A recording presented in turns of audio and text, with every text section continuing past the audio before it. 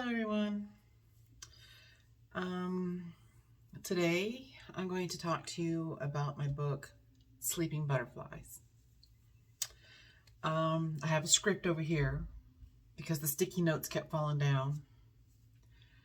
And I'm hoping this will help me keep the video condensed. It's about a woman named Jasmine Dillon. She is an overweight mortician who lives in a small town outside of Charleston, South Carolina.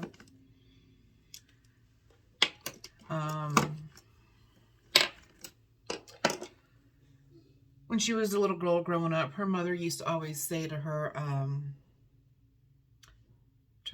every little girl has a secret garden in her soul where butterflies sleep and only awaken when you find the person you're meant to be with. I wish my mom said stuff like that to me.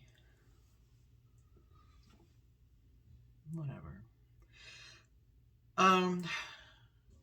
Her raised by an abusive stepfather, however, she is no longer emotionally available, so to say. So she doesn't think these butterflies actually exist. She doesn't believe in them.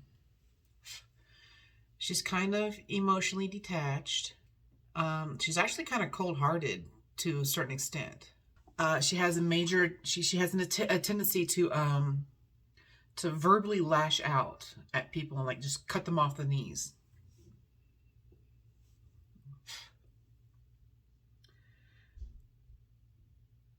She has a girlfriend named Dory.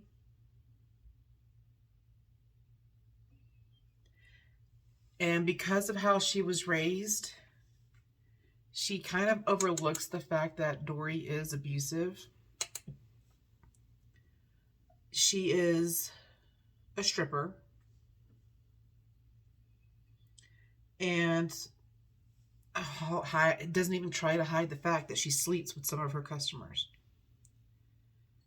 Because she wants an open relationship. For her,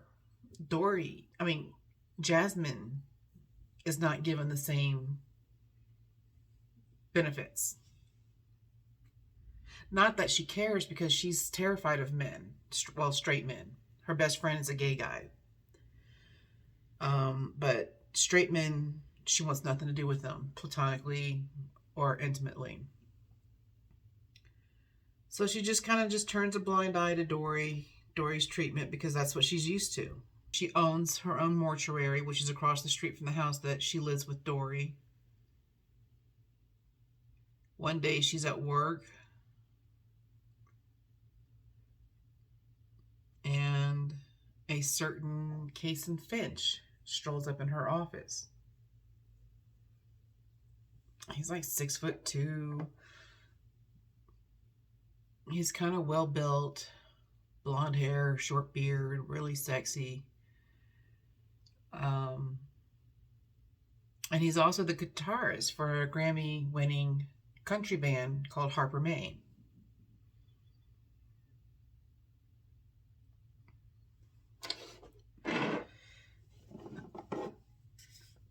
When she finds out, when she finds out he's there to talk to her about her sister, she immediately shuts down. Because she and her sister Iris have been estranged for about a year. Iris has had a drug addiction since she was 18. And the year before, she was staying with Jasmine under the illusion of wanting to get help and rehab and straighten up her life and yada, yada, yada, yada, yada. Instead, when Jasmine is in the process of preparing a woman for her funeral, Iris steals $8,000 worth of jewelry from the corpse to buy drugs and pay off drug dealers. So not only does Jasmine have to reimburse that $8,000. That puts a big mar on her business's reputation. So they get in this big, huge fight, and she kicks Iris out and says she's done. She doesn't want to ever see her again. Get out. And that was the last time they saw each other. When Kaysen pops up wanting to talk to her about Iris, she automatically just shuts him down. She's like, you know what? I don't want to hear it. You're being played. He's like, no, she's missing. And she's like, no, she's not. She does this. When the drugs run out, she'll pop back up. You're being played. And he's like, no, it's serious. And she won't believe it. She's heard it all before. 8 years. She's dealt with this for 8 years. But then he mentions some of the things that Iris left behind. One of the things that she left behind was this little teddy bear about this big, and called Star the Bear. Now, when Jasmine hears that she left Star the Bear behind, now she's starting to panic. There's no way. Where's my thing? There's no way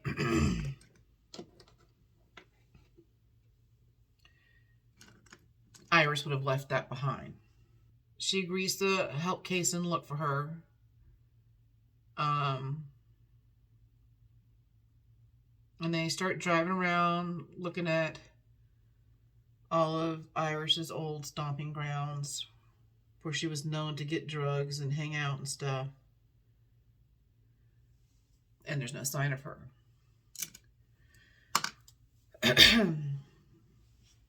Then Kaysen takes her to Nashville where he lives. And this somewhat alarms Jasmine because she had told Dory that she would only be gone for a couple of days. And now it was turning into more than a couple of days. And even though she is kind of numb to the abuse, in the back of her mind, she knows it's wrong and she knows she's going to get in trouble for it. So she keeps calling and calling, but Dory won't answer the phone. She won't return any text or voicemails. And that means she's hooked up with some of her male lovers. Gone one day, and she's in bed with a man. Now, Kaysen, from the moment he meets her, is attracted to her. And makes it quite known. Doesn't even try to hide it. And for some reason, for the first time in her life, she feels butterflies when she's around him, even though he's a man. So when they get back to his place in Nashville, when he puts the moves on her, she's like, well, what's the big deal? Why can't Dory stay faithful? What is so great about a real dick, you know? So curiosity gets the better of her, and she sleeps with him and blows her fucking mind. The second Kaysen touches her, he's like, I'm hooked on you. I'm absolutely hooked on you. He's obsessed. Well, Jasmine is riddled with guilt because even though Dory's not faithful to her, she's technically cheated on Dory many times with Kaysen. And Kaysen is her sister's ex-boyfriend. Now, Kaysen tries to assure her that they weren't in a real relationship, that they were just friends with benefits, and that before she disappeared, they had broken, because he was getting ready to go on tour, that before she disappeared, they had broken up on friendly, amicable terms. That there were no hard feelings or anything like that.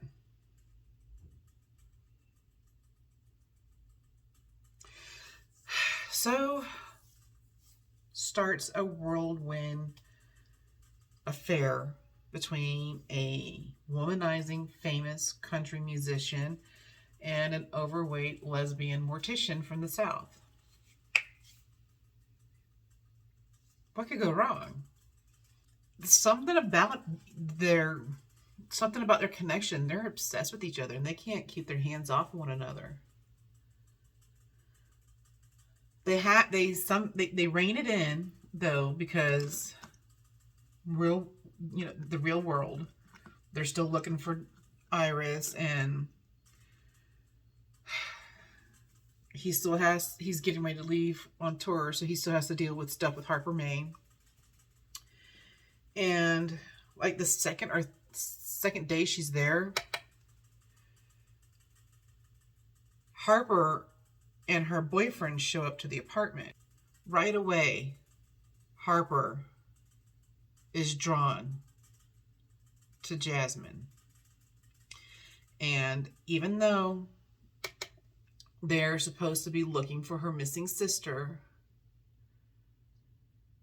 Harper takes off with Jasmine, literally drags her out the door.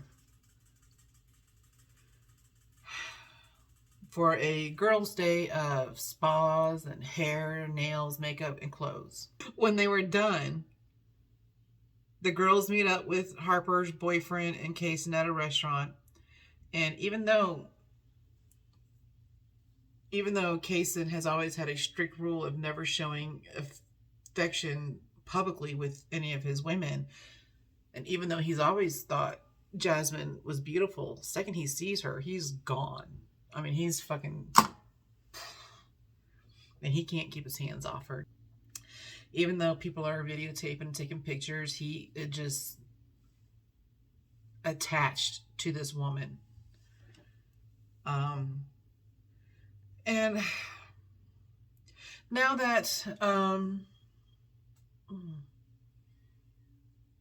she's away from South Carolina, because everyone knows what happened with her and her sister and their stepfather, because he ended up going to jail. Even though everybody knows about that and they still whisper about what happened when she was a kid, even though she's with Dory down in South Carolina and she's so suppressed down there, she's in a new town where nobody knows her. She's just known as the mysterious woman on Kaysen Finch's arm. And she starts to let go and relax and actually enjoying herself. A few days go by and they're bonding on more than just a physical level. She admits she finally confesses what the whole big deal is about Star the Bear.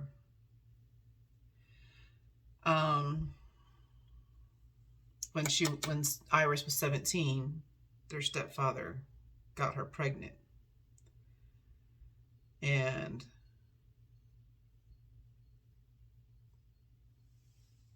she had a little girl named Star. And when Star was a year old, she passed away. And inside the teddy bear, in the belly, is an urn with Star's ashes. So that's why it's so upsetting that she left and disappeared. Now she's gone 2 weeks without Star.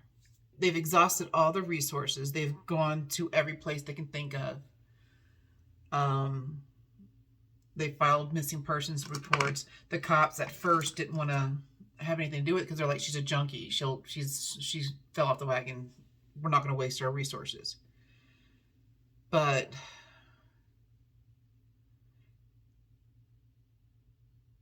even the cops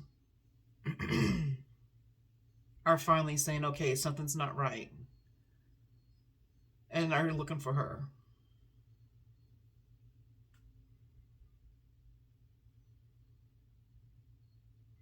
So at this point, there's nothing else to do. So her last night there,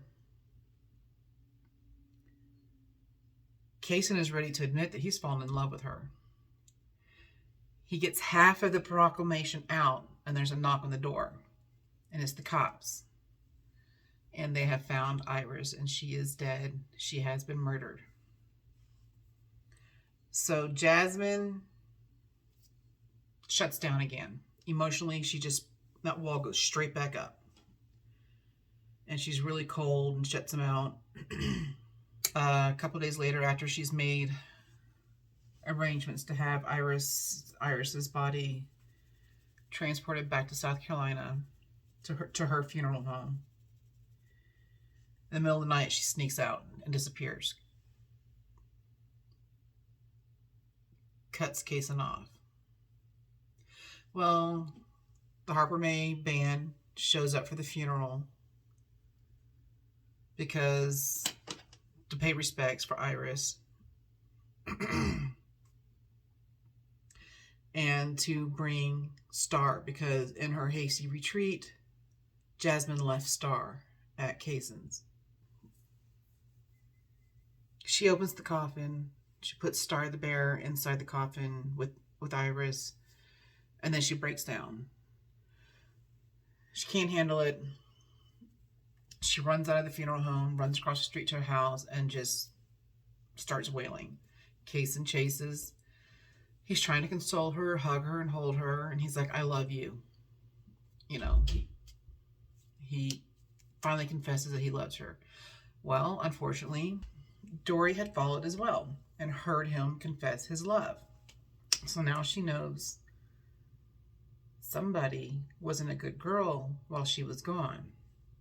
Even though she had been with other men, it's allowed for her, but not Jasmine. So big, huge fight erupts. Jasmine can't handle it. And while Dory and Kaysen are fighting, she bolts.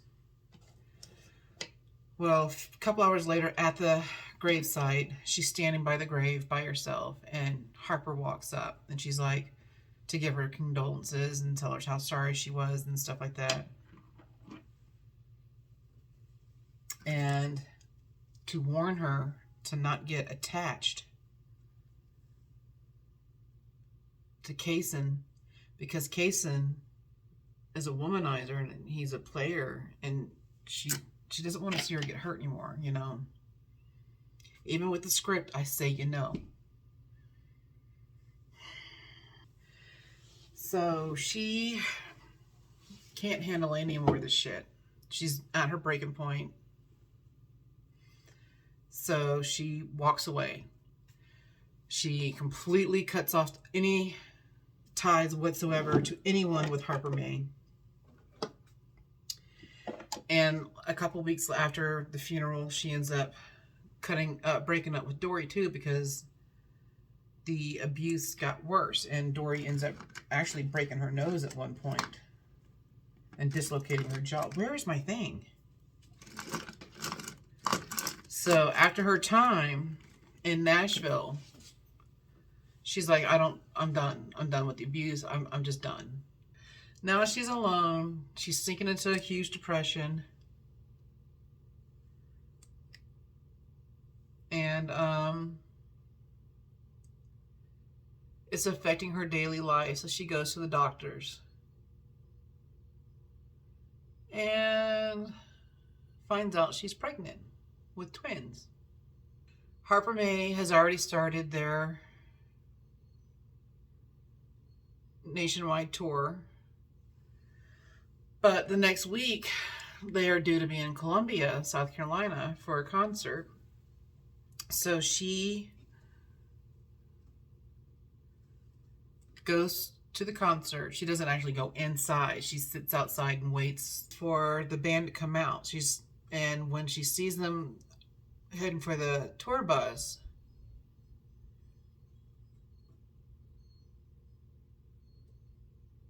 he spots her. And she asks to speak with him alone. So they go back to his hotel room. And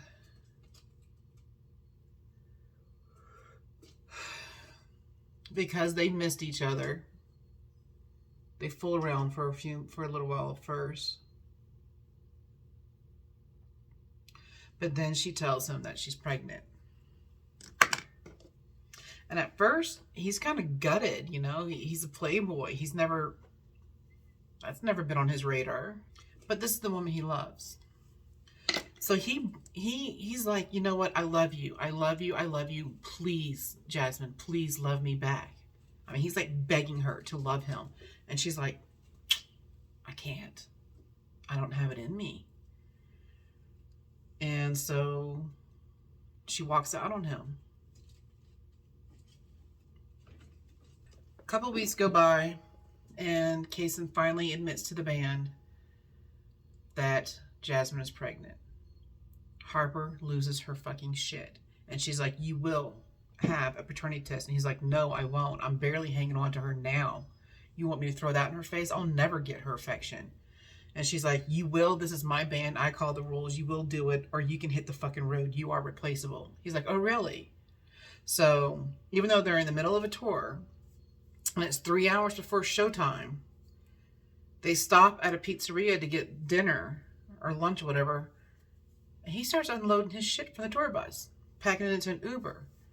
Again, Harper starts losing her shit. And in front of dozens of fans, they have a huge blowout where everything is recorded.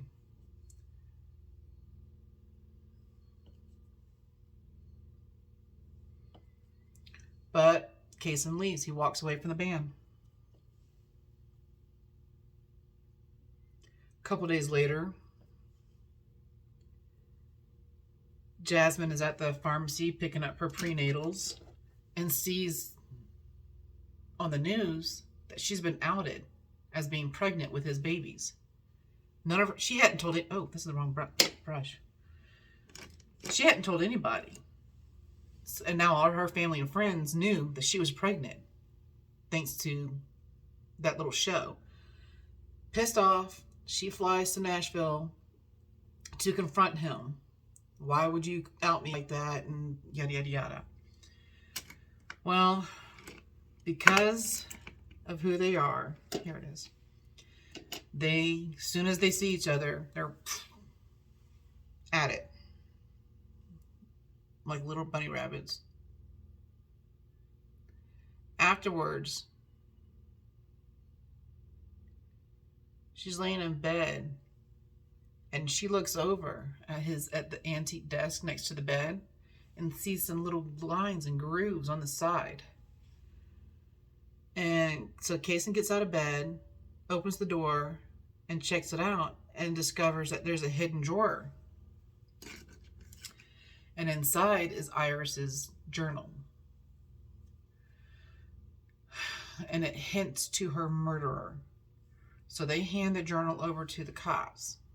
Jasmine breaks down and admits that she needs help with these babies. So he suggests that she let him move in with her. He has no career now. He's already quit. And Harper's blacklisted him. So nobody in the music industry will talk to him. So he's like, you know, I have nothing to do. I have no job. I can move in with you and help take care of everything. So she buckles and she relents. And even though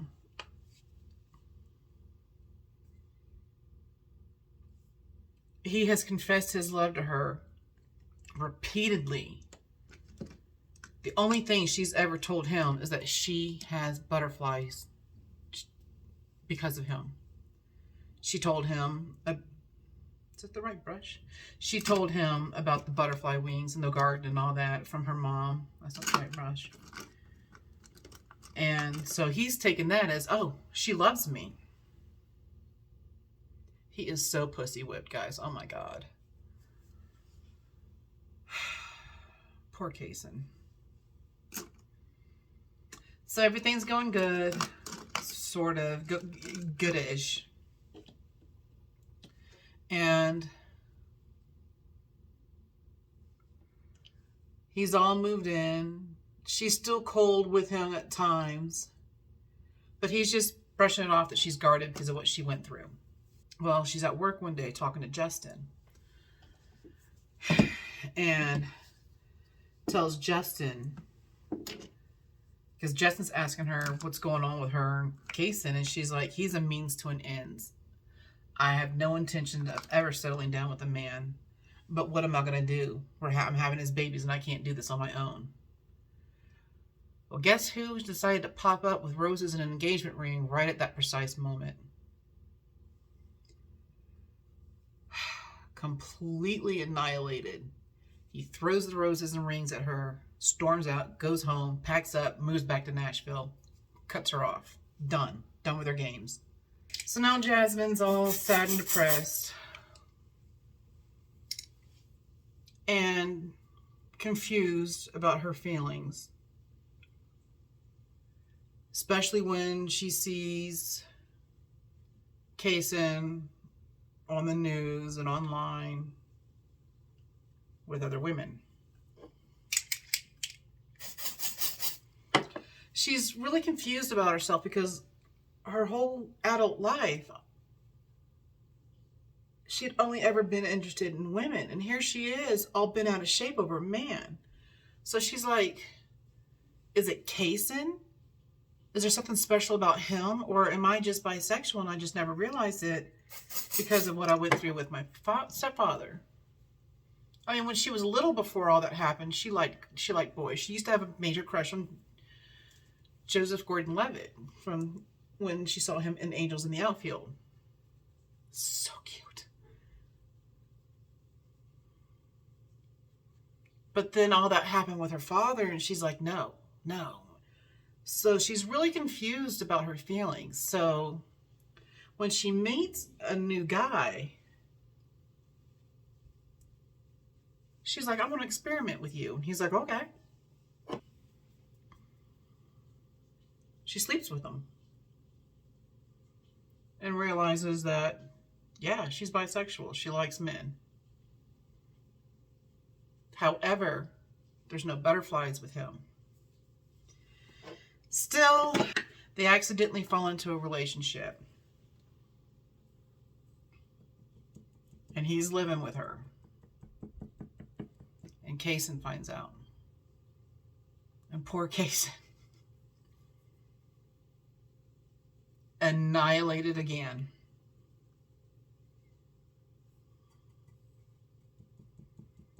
You know, here he is begging her, literally begging her to love him.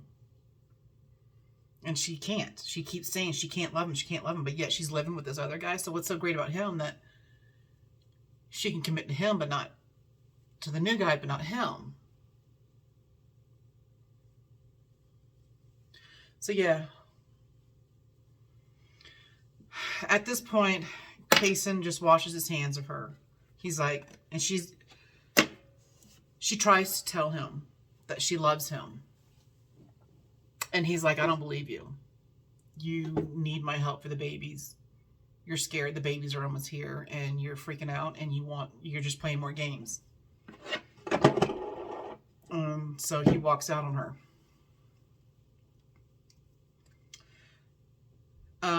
Dory and the boyfriend break up because they both know that she's in love with Kaysen. And the relationship started on an experiment. How can you build something off of that? By now, the person suspected of killing Iris has been arrested. And by now, Kaysen has started his solo career. And his number one hit, I can't remember the name of the song, but it's pretty much about butterflies, and the video is about a dead butterfly with broken wings, and the broken-hearted guy is walking through a field of jasmine. I mean, come on. It's obvious it's about Jasmine breaking his heart repeatedly. So Justin tears into her one day. Well, Justin and the ex-boyfriend both pretty much hand her ass about her feelings and the way she treats people, not just Kaysen, but everyone, and calling her out on her bullshit. So she does some soul searching and realizes she really, truly is in love with Kaysen. Well, one day he is performing a small, because I mean his solo career has just started. He's not doing actual venues. He's just doing little concerts at bars and stuff. Okay, so anyways, he's at this small venue. It's like a kind of like a club or a bar or something. And he's on break. So he goes to the bar to get a shot of whiskey because he's miserable. He's missing Jasmine. The babies are due in a few weeks, and he's miserable. Well, while he's at the bar,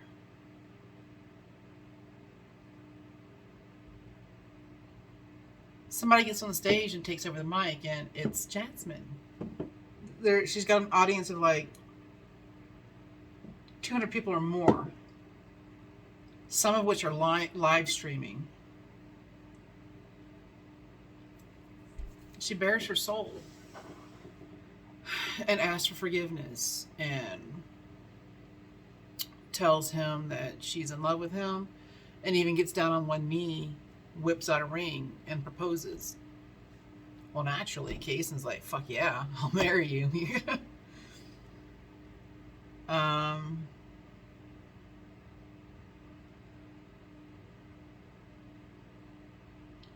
While this is going on, she's in labor, and she hides it,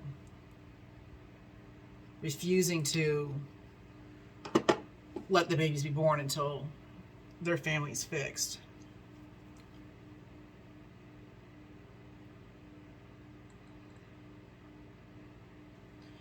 So he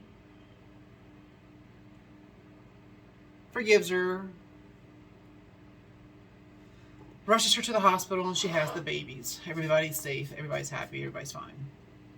Like 7 months go by, and he's finally breaking out, and he's on his solo career.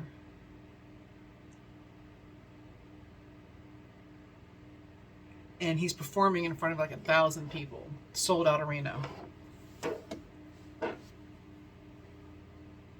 In the middle of the performance, he shuts everything down, pulls Jasmine on stage, and in front of everybody, they get married.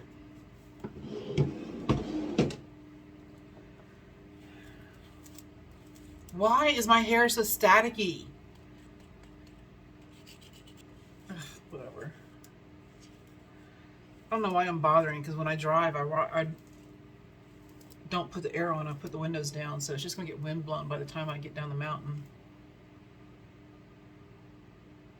Y'all see that? No, I don't think you can. Oh, there you go.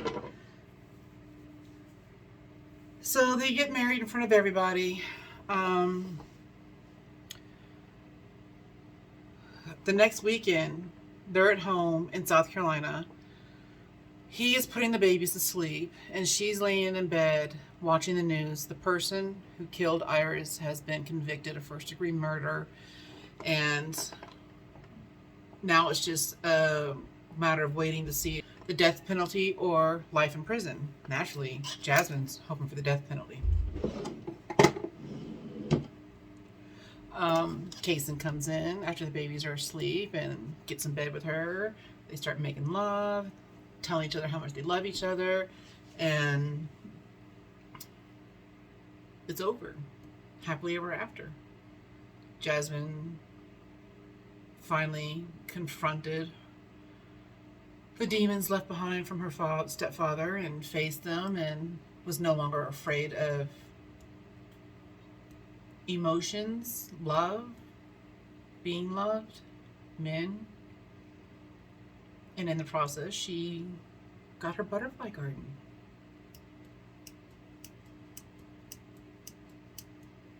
And again, like I said, every single one of my books has hidden morals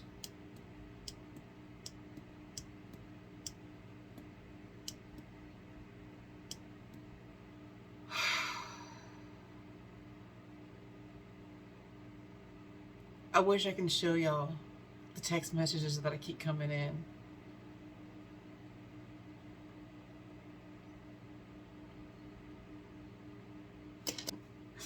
Holy shit. How to make an erotic author blush? So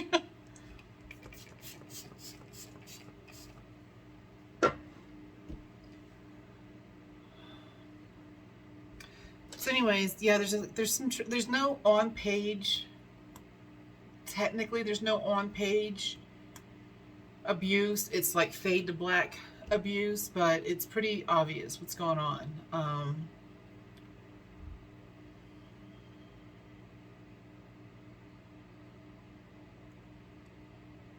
I'm still struggling with my own demons where that is concerned. Writing the book definitely helped. But, I mean, when you've been violated that way by someone you trusted more than once, how do you ever truly get over it? I mean, it just becomes a part of who you are.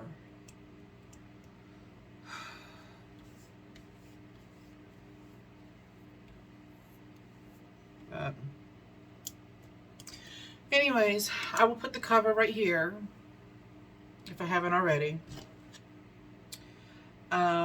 It's a really long book. I don't know how many pages it is in ebook format, but in like paperback, it was like 770 pages. And unfortunately with Amazon, you have a limit. So I had to shrink the words down to make them fit. Otherwise, I would have had to go on to a different distribution, which would have cost more to sell for the reader to purchase an ebook, I mean in paperback and hardback format on their website than Amazon. So to keep it cheaper for the readers, I shrink them. I shrink the font to fit. So,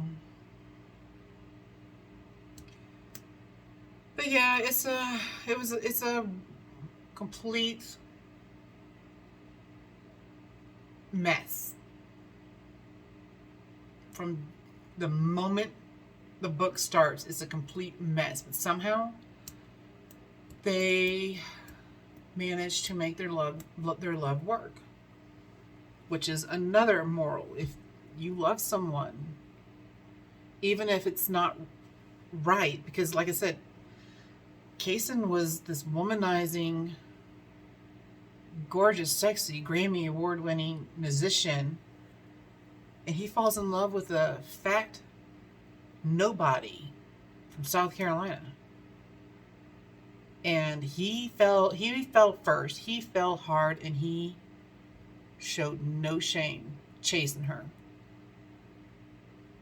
even though it was kind of frowned upon. You know, I mean, how many times do you see a famous person with a fat person?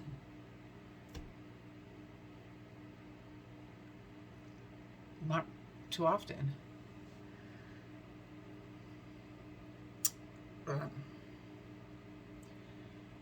Anyways, if you want to read the book, I'll put the link down below.